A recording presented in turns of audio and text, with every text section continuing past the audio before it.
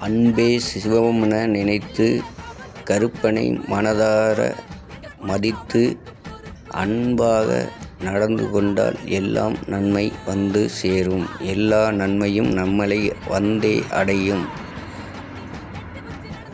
அன்புதான் சிவம், சிவம்தான் கருப்பர்.